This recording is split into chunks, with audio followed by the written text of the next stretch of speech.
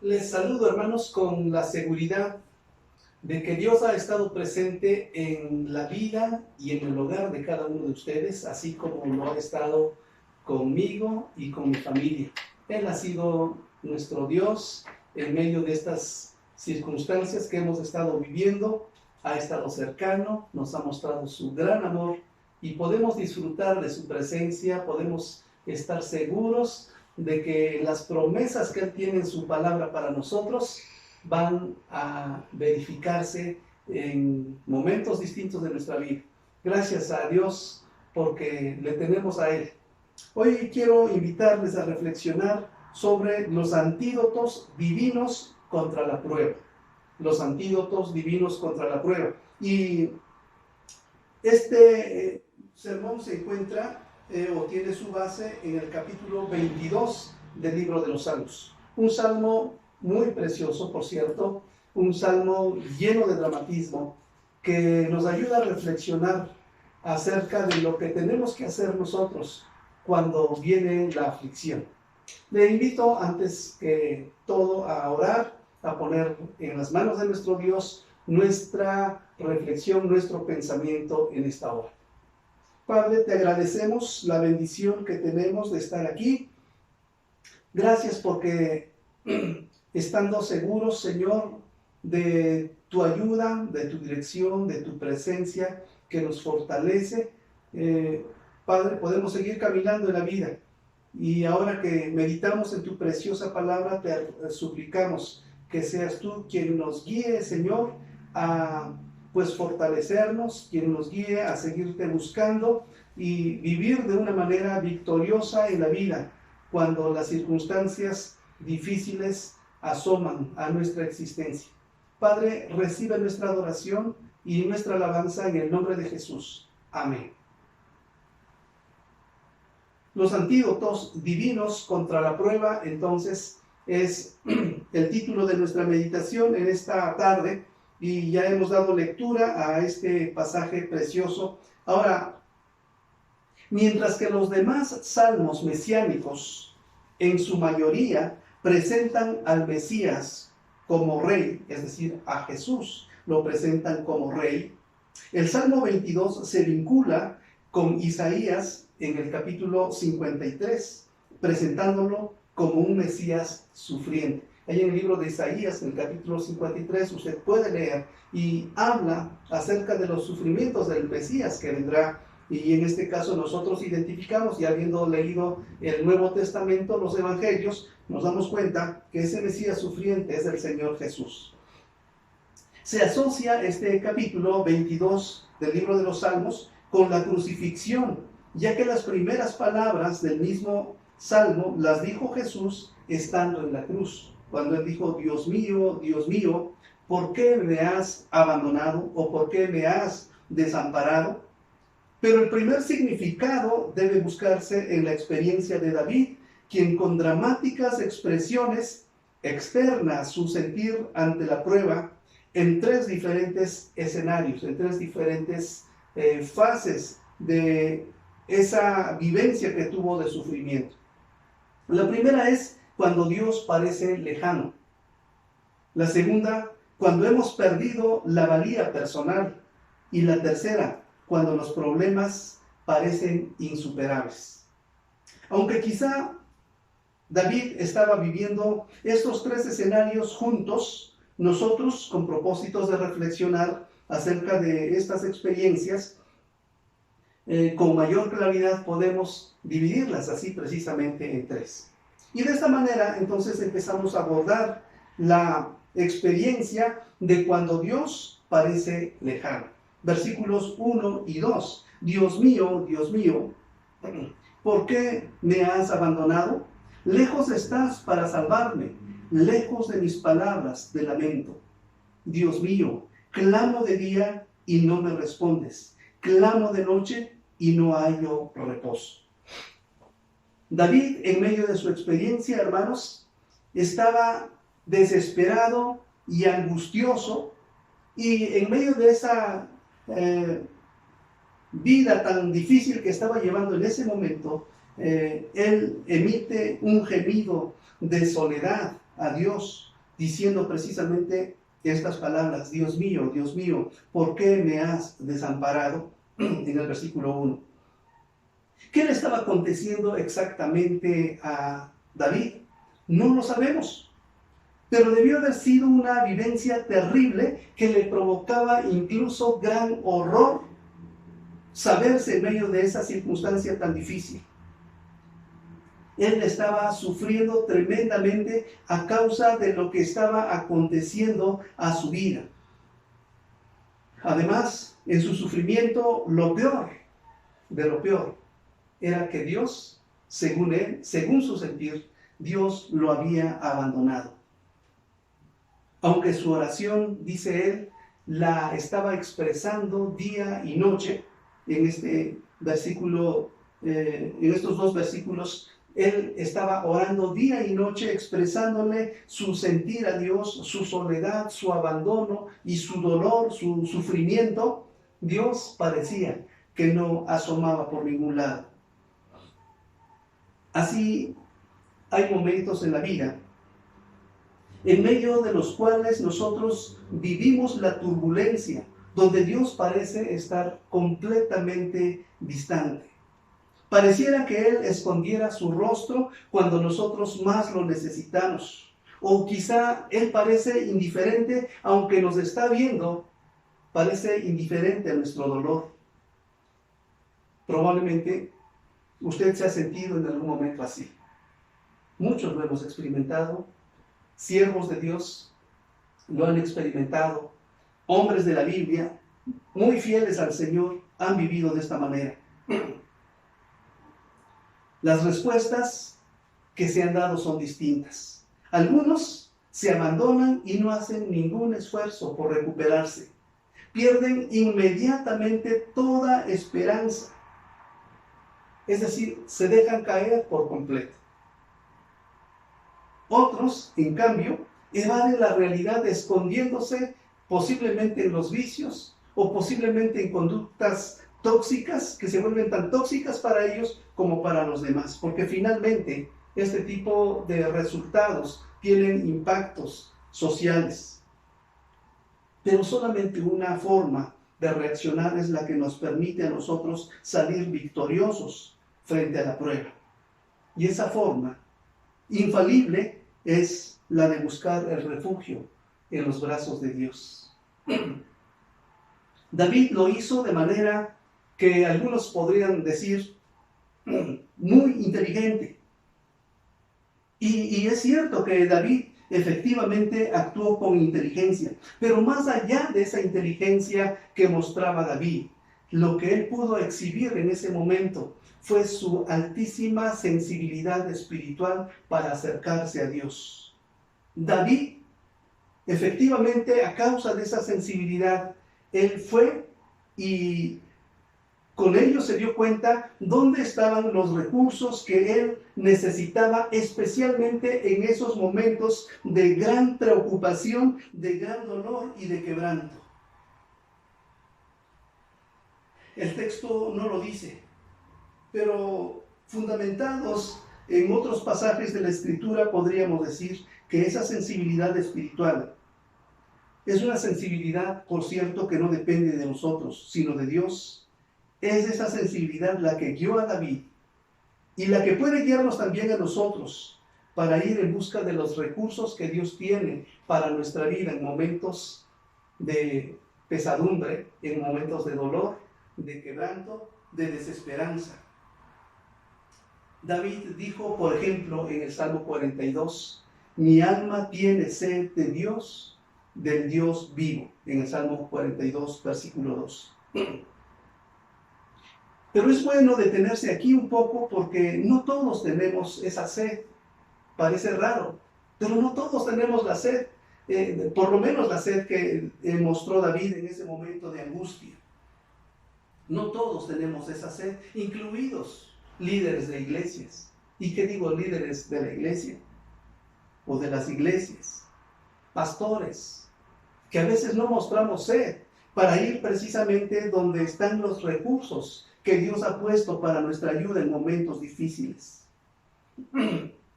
Y también No siempre tenemos la sed, lo cual es una gran anomalía. Jesús dijo, si alguno tiene sed, venga a mí y beba. Pero pareciera que esa sed no aparece en nuestros corazones en muchas ocasiones. Por lo tanto, nos encontramos completamente sin la dirección necesaria para ir donde se encuentra el recurso que Dios nos quiere prestar. Jesús ha dicho entonces que tenemos que mostrar sed para ir a Él y beber. Entonces sería correcto decir que la condición necesaria para ir donde está lo que necesitamos es menester clamar a Dios por la sed. Y es decir, necesitamos clamar a Dios por esa sensibilidad espiritual que mostró David cuando pasó por esa tremenda prueba que nos describe el Salmo 22. Esta es la clave que activa nuestra búsqueda de Dios. Me estoy refiriendo a la sed. Necesitamos la sed. Si usted no ha sentido sed de Dios, usted tiene que orar para decirle, Señor, dame esa sed que tanto necesito. Porque esa sed me va a llevar a mí a encontrar los recursos que tú me has dado tan poderosos para vivir la victoria que tú prometes a los tuyos en momentos de dificultad. Ahora, con esta hambre de Dios y con esta sed de Dios, David fue donde estaba el recurso que necesitaba. Se acordó, en primer lugar, que en el pasado, cuando sus antepasados, el pueblo de Dios, pasó por grandes pruebas, el Señor vino en la ayuda de ellos. Él se acordó que ya en la historia, cuando salieron de Egipto, Dios hizo maravillas, se acercó, Dios bajó, Dios vio su sufrimiento y les ayudó a salir en medio de grandes y espectaculares eventos. Cuando iban por el camino, Dios los libró de sus enemigos de manera milagrosa, de manera portentosa.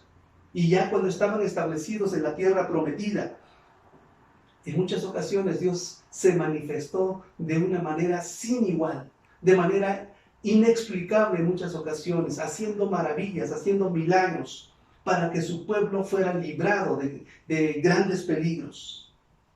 Dios en su fidelidad se hizo presente para rescatarlos milagrosamente. Estos recuerdos del pasado sobre la fidelidad de Dios llevaron a David en medio de ese gran sufrimiento que estaba viviendo en ese momento. Estos recuerdos lo llevaron a anidar dentro de sí una potente esperanza de que así como Dios los había librado o había librado a sus antepasados de grandes peligros y los sacó victoriosos, de esa misma manera, ese Dios se podía hacer presente ahora para librarlo a él en medio de sus angustias y su dolor. Seguramente que ese Dios se podría hacer presente. Un primer antídoto, poderosísimo en medio del sacudimiento que producen las tribulaciones y las pruebas, es recordar, hermanos, la fidelidad de Dios en la historia de su pueblo. Esa historia que se encuentra en la palabra de Dios, en esta preciosa Biblia que nosotros leemos y que debiéramos leer con profusión todos los días. Ahí están los relatos que alientan nuestra fe, que nos dicen cómo Dios actuó en el pasado, bendiciendo a su pueblo. Recordar la fidelidad de Dios en la historia es una enorme bendición que fortalece nuestras vidas y nos recuerda la fidelidad de Dios. De ahí que sea necesario entonces leer y leer mucho la palabra de Dios, porque ahí es donde están, como decíamos, esas experiencias de Dios o esas experiencias del pueblo de Dios que milagrosamente salvaron a ese pueblo cuando pasaba por diversas pruebas y pruebas posiblemente insalvables bajo otras condiciones. Leer, hermanos, entender y asimilar la palabra de Dios no es simplemente un ejercicio religioso sin sentido, sino más bien es una acción que alimenta poderosamente nuestra fe y nos da con ello los elementos necesarios cuando viene la aflicción. Es por ello que se anima a todo cristiano a leer la Biblia con abundancia y ordenadamente para fortalecer las fibras de su fe y encarar cualquier clase de tempestad. Desead como niños recién nacidos la leche espiritual no adulterada, para que por ella podáis crecer para salvación. Dice el apóstol Pedro en su primera carta, en el capítulo 2, versículo 2. De aquí entonces podemos decir, y escuche usted, de aquí podemos concluir, podemos deducir que cuando Dios parece lejano, la historia de su pueblo nos recuerda su gran fidelidad. Aprópiese de esta historia leyendo la palabra de Dios.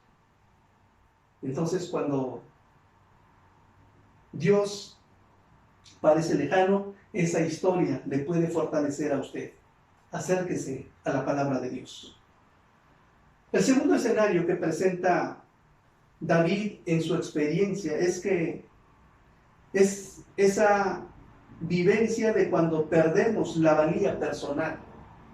No sé si a usted le ha pasado, pero a mí me ha sucedido, y sé que les ha sucedido a muchos, y sé de pastores y de siervos de Dios, de líderes de iglesias que les ha sucedido esto. Han perdido la valía personal. Versículos 6 al 8. Mire lo que dice David. Pero yo gusano soy y no hombre. La gente se burla de mí, el pueblo me desprecia. Cuando me ven, se ríen de mí, lanzan insultos, meneando la cabeza. Este confía en el Señor, pues que el Señor lo ponga a salvo, ya que en Él se deleita.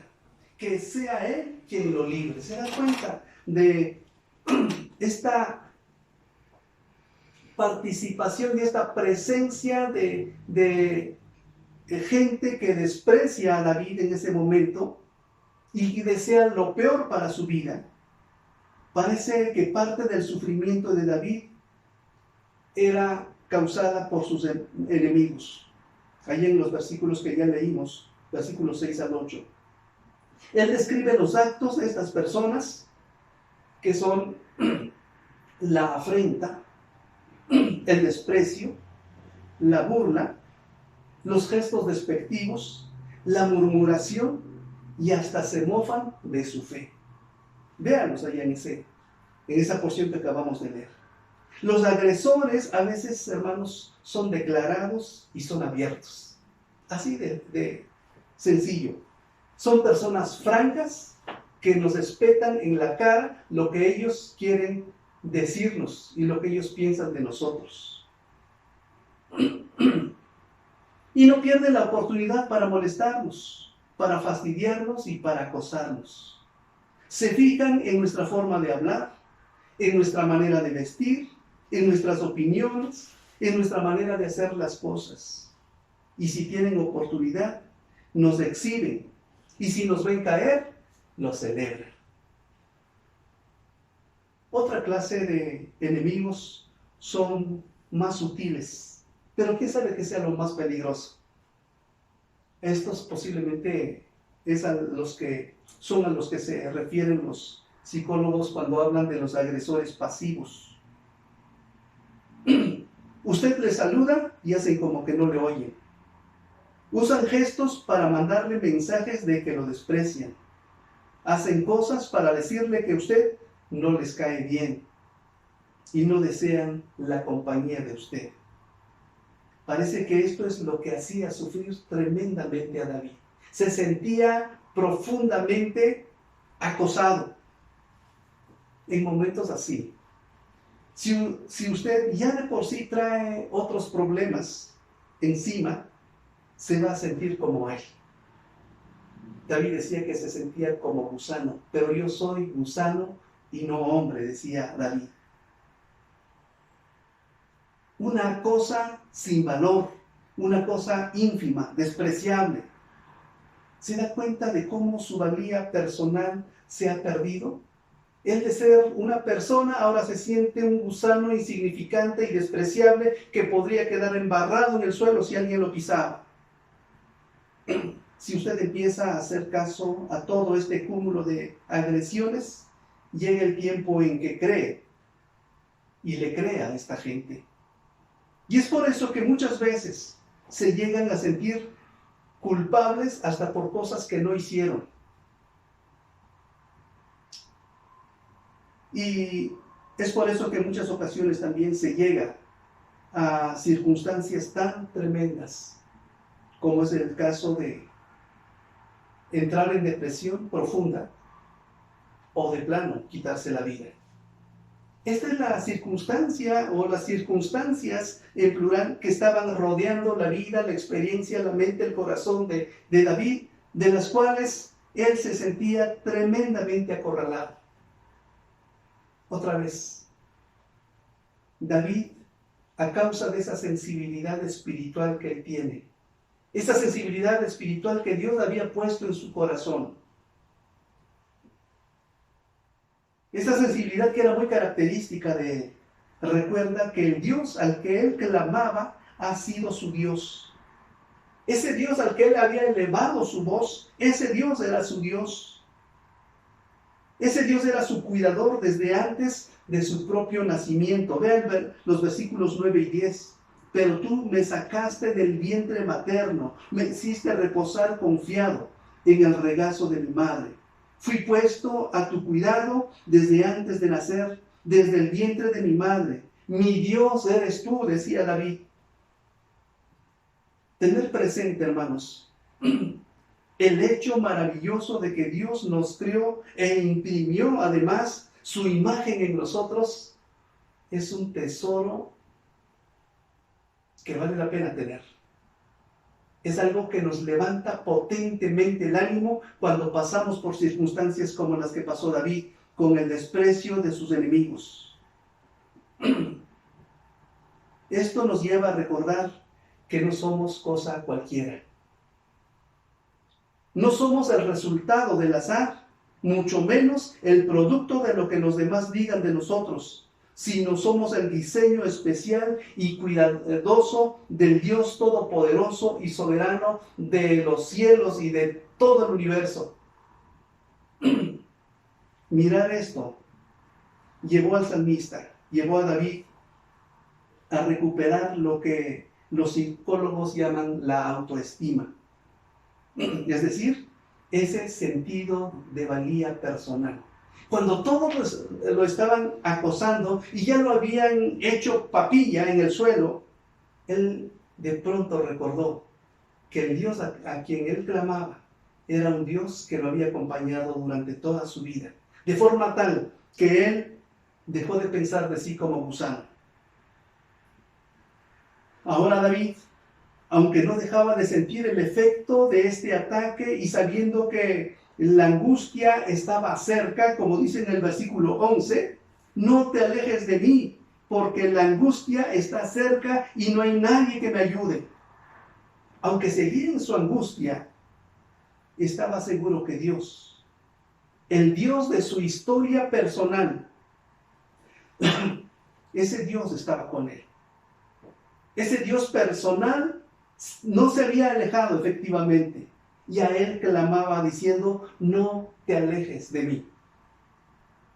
Su fortaleza interior había recuperado, o se había recuperado y ahora se había consolidado, y no había entonces fuerza humana que lo resquebrajara, porque él se había escondido en Dios. Había ido donde estaba el recurso valiosísimo que necesitaba para ese momento. Y ese recurso era recordar que Dios lo había creado a él, lo había formado desde el vientre de su madre y durante toda su existencia había estado presente con él. John C. Maxwell dice algo en uno de sus libros. Lo que realmente importa es lo que sucede en nosotros y no a nosotros. Repito, lo que realmente importa es lo que sucede en nosotros, no a nosotros. Así con David, a él le estaba pasando algo, pero en él ahora no estaba pasando nada. Espero estarme explicando. De esta manera, entonces, cuando perdemos la valía personal, hermanos queridos, debemos recordar que somos creación de Dios. En ese momento, cuando usted está en peligro de perder lo que los psicólogos llaman la autoestima, acuérdese que es creación de Dios. Que Dios ha puesto su huella en usted y usted lleva la imagen preciosa de Dios, lo cual vale muchísimo más que cualquier cantidad de oro del mundo. Así que esta verdad bíblica es un tesoro que nos dignifica como seres humanos y como hijos de Dios, como creación de Dios. Así que animémonos. El tercer escenario, hermanos. Si ya hemos hablado del primer escenario cuando Dios parece lejano, y hemos hablado también de ese escenario cuando perdemos la valía personal. El tercer escenario es cuando los problemas parecen insuperables. Los versículos 14 al 18. Como agua he sido derramado, dislocados están todos mis huesos, mi corazón se ha vuelto como cera y se derrite en mis entrañas. Se ha secado mi vigor como una teja, la lengua se me pega al paladar, me has hundido en el polvo de la muerte. Como perros de presa me han rodeado, me han cercado una banda de malvados, me han traspasado las manos y los pies. Puedo contar todos mis huesos. Con satisfacción perversa la gente se detiene a mirarme. Se reparten entre ellos mis vestidos y sobre mi ropa echan suertes. Estos pasajes o estos últimos versículos se nos hacen familiares porque es precisamente lo que experimentó literalmente el Señor Jesucristo. Las imágenes que proyecta David ahora son muy dramáticas. Habla de los toros de Basán, habla del león voraz y rugiente, habla de la pandilla de malhechores, habla de la espada, habla de las garras de los perros, habla de la boca del león y de los cuernos de toros salvajes. Ante este escenario, hermanos, al salmista no le quedan fuerzas y clama a Dios para que no lo abandone. Todo esto es una descripción a través de figuras de esas circunstancias espeluznantes y sobrecogedoras donde se siente David totalmente nulificado, se siente absolutamente impotente y está completamente aplastado. Nada puede hacer por sí solo, excepto clamar a Dios. Él vuelve nuevamente a clamar a Dios. Pero de pronto, en medio de su gran angustia, de su turbación, de esas aterradoras circunstancias y su clamor desesperado, aparece un giro sorprendente en el versículo 21, donde quiero que me acompañe. El versículo 21 dice: rescátame de la boca de los leones, sálvame de los cuernos de los toros. Ahí encontramos, hermanos, esa aparición de Dios para salvarlo precisamente y alejarlo de estas circunstancias tan difíciles. Dios lo ha librado, Dios ha venido en su salvación, en su rescate. Me has respondido, dice el salmista en estas circunstancias. En medio de esta oscuridad, él ha visto que Dios ha venido en su ayuda. Dios estaba ahí precisamente con él. ¿Cómo lo supo él? No lo sabemos. Al menos no lo sabemos exactamente. Hace unas semanas atrás por algún asunto que había venido causándome zozobra a mí. Ya por varios días desperté el lunes, como dicen que despiertan luego los pastores y quieren renunciar a todo. Desperté el lunes y no podía con la carga que traía encima. Andaba muy inquieto, apesadumbrado, sin paz y hasta algo enojado. No sabía qué hacer. En ese estado de ánimo, con casi nada de fuerzas, fui a buscar al Señor en oración y ahí le dejé mis cargas. Hice lo que pude. Pero ahí también sucedió una vez más el milagro del consuelo de Dios. Sin exagerar, hermanos. Sin exagerar de místico, puedo decir que hubo un momento puntual donde claramente experimenté eso que Pablo dice y que llama la paz de Dios que sobrepasa todo entendimiento. Cuando me paré de la oración, era completamente otro. Cuando veo esto en mi propia experiencia, en mi propia vida, imagino la experiencia superlativa, grandísima de David en circunstancias muchísimo peores que las mías. Hay muchos pasajes de la Biblia y testimonios de hermanos nuestros, que han vivido esto en grados distintos y de formas diversas. La presencia de Dios se ha hecho real para ellos. Por eso es vital que acudamos a Dios, cualquiera sea la vivencia que estemos pasando cuando la tormenta azota. Así que podemos decir que cuando los problemas parecen insuperables, debemos acogernos con fe al poder de Dios. Cuando los problemas parecen insuperables, debemos acogernos con fe al poder de Dios. Para terminar, es en razón de lo anterior que hablamos de los antídotos divinos contra la prueba. Les recuerdo, cuando Dios parece lejano, debemos recordar la historia de su pueblo donde Él ha dado salvación espectacular, milagrosa, portentosa. Segundo, cuando perdemos la valía personal, debemos recordar que somos creación de Dios. Y tercero, cuando los problemas parecen insuperables, debemos acogernos con fe al poder de Dios.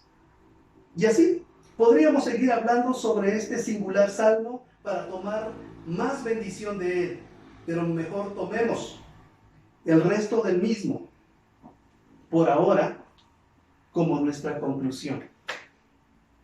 Después de estas experiencias aterradoras que se conjugaron en la vida de David, él llega a la conclusión de que algo debe pasar como resultado.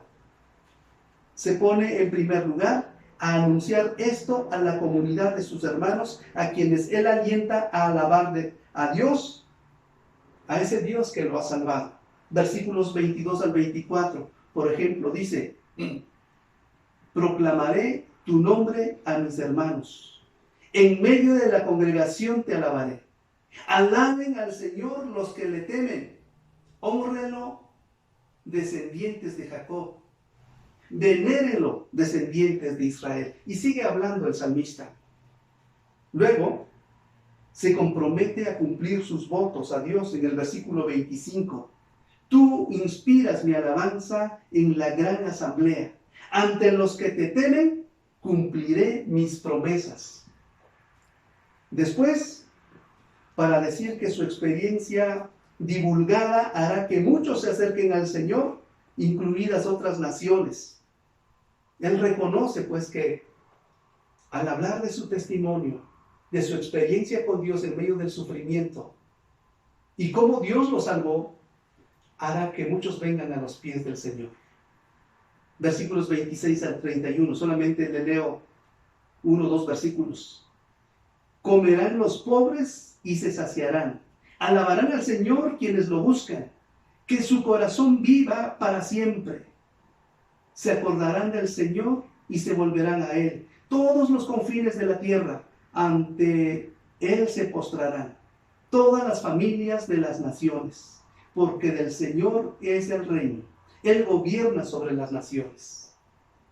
Es decir, si algo debe llevarnos, a algo debe llevarnos la salvación que Dios ejecuta a favor nuestro, es que animemos a nuestros hermanos a que sigan confiando en Dios. Que cumplamos a Dios los compromisos que le hemos hecho y hagamos que se escuchen las bendiciones de Dios con aquellos que no le conocen, para que vengan a Él y vivan nuestras vivencias también con Él. ¿Qué le parece? Pueden haber estos escenarios en su vida. Podrían darse una por una o podrían darse todas juntas.